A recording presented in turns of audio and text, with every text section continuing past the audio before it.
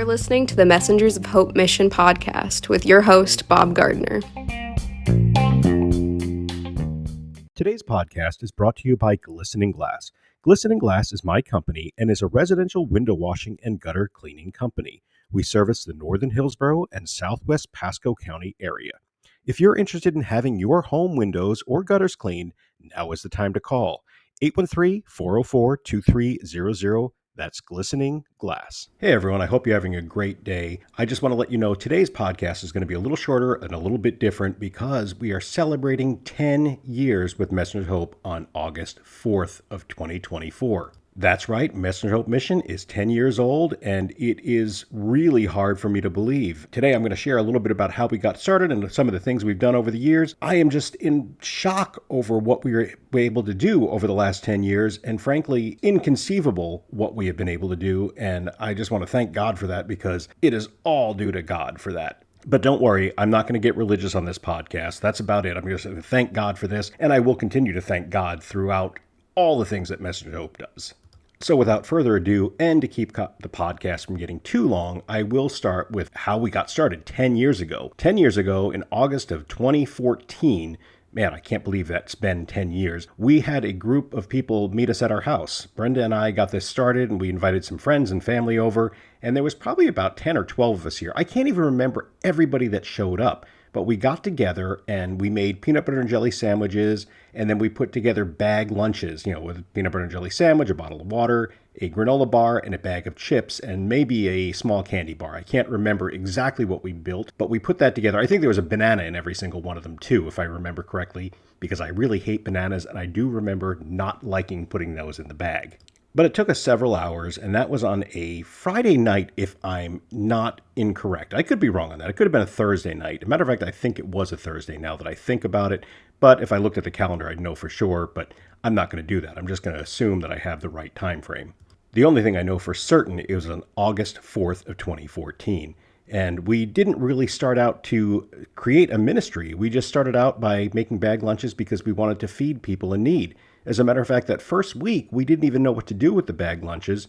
We just made them up and decided that we were going to try to find a place that we could take them to. I spent the next day, and I believe it was a Thursday that we put those together now that I'm remembering, because I spent the next day trying to find an organization that fed the homeless, and I did find one down in St. Pete. I do not remember the name of it, but when I called them, they said that they do a hot meal in the parking lot on Saturday evening, and that they like to give bag lunches away as they leave, but they didn't have any this week. We had made about 120 of them, and they needed about 100 to 120, so it was perfect. We brought them down there. We spent the night with them. We actually had dinner with the homeless and the people putting on the dinner, and then we passed out the bag lunches.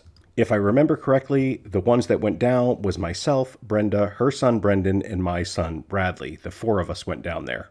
We really enjoyed it, and we asked a lot of questions of the people that were running that particular ministry, and they told us just to look for homeless people in our area because it was over an hour away for us, and we knew we weren't going to be doing this every single week.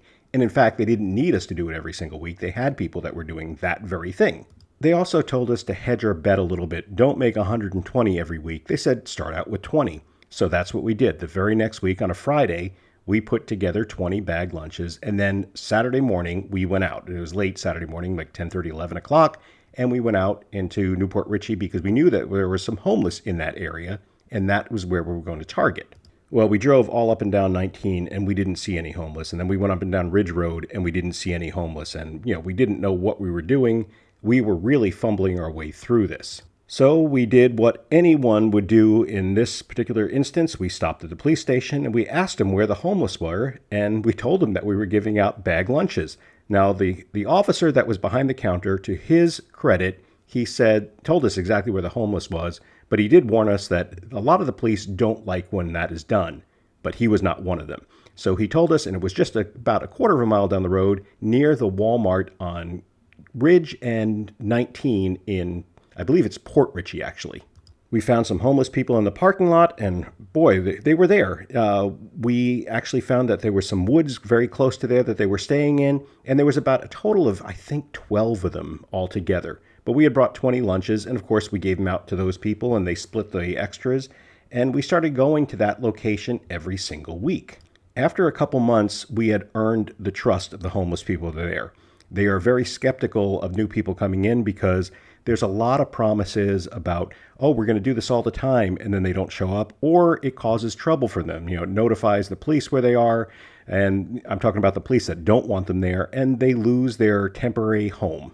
But by this point, we had earned their trust, and we were going there every Saturday morning, late morning. And when we were talking to one of the homeless people there, they said what we should be doing is coming out on Sunday afternoons. When we asked why, we were told that they were allowed to fly signs, i.e., panhandle, on Sundays. They couldn't do that the rest of the week, but Sundays they could, and Sunday afternoons were the best because that's when church was getting out and the most likely for people to give them money or food. Which I do have to admit, I like hearing the fact that there are Christians out there that are doing this type of work. And if you're not a Christian, that's fine too, but I'm a Christian, and I think that Christians should be doing this type of work. We should be helping others in need. We should be feeding people that are hungry. And it does my heart good to know that there are some out there doing that. And if you're not, I'm not going to say shame on you, but you get the idea. Anyway, I digress. They told us to go out on Sunday afternoon, so that's what we started doing. And we went from making 20 bags a week to making 40 bags a week within a month. And then by the end of that month, we were making 60 bags. And by the end of 6 months, we were up to 100 bags.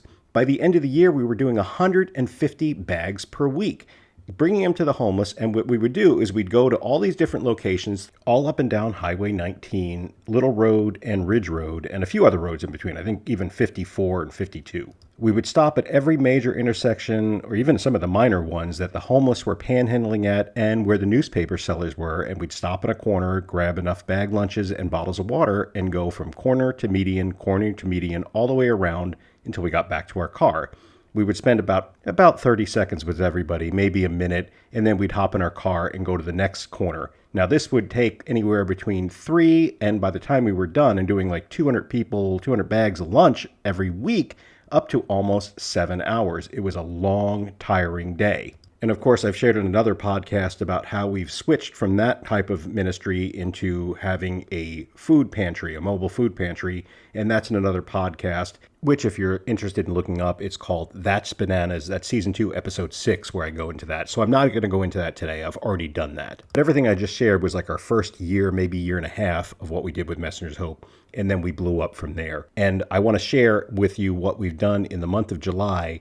We have given out enough bags of food to feed 10,258 people. We have crossed the 10K mark, which is just incredible because I think the first year, I think we got close to 5K in the whole first year. And this month alone, we've done 10K. Now, I don't want to brag about this. I'm not trying to be braggadocious. I'm not saying, look at me. Brenda's not saying, look at her. What we are saying is thank you to every single person that has worked with us over the years. Some people are still working with us. Some people have had to move on. Some people have passed on. But we have so many people that have volunteered over the years, and we are grateful to every single one of them, no matter where they may be now. We are thankful. Many of them are in other ministries. Many of them moved away, and we are thankful to them. Some of them still support us.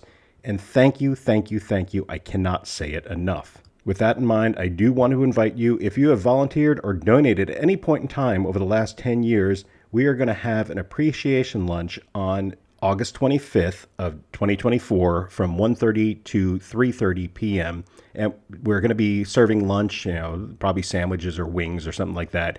And this is just to say thank you to all the volunteers. Now, you will have to RSVP us. Let us know. We have a event page up on our Facebook page, so you can go that way or you can contact us directly. Just let us know that you're coming because we'd love to have you there. We're going to share with you briefly what we hope that the next 10 years will look like, or maybe even the next 5 years will look like, and we hope to continue to grow, and we hope to see you there. Well, that's going to do it for this episode. As I said, I'm going to keep it short. I'm going to keep it short on a purpose because we have a lot going on over the next couple weeks, getting ready for the 10th anniversary. Thank you so much for listening. I hope to see you soon at Messenger Hope as you come out and volunteer with us. Thanks for listening, guys. Have a great day. This is Bob. Catch you later.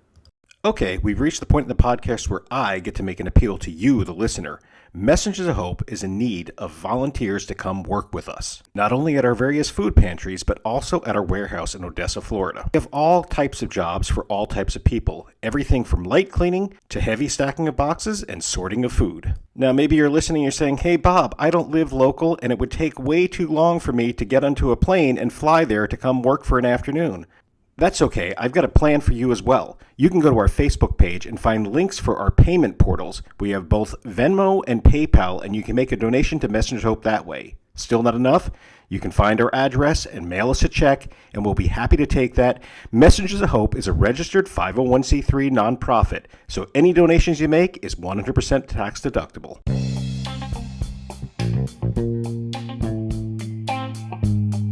That's going to do it for this week's Messengers of Hope Mission podcast. In the words of Mother Teresa, if you can't feed 100 people, feed just one.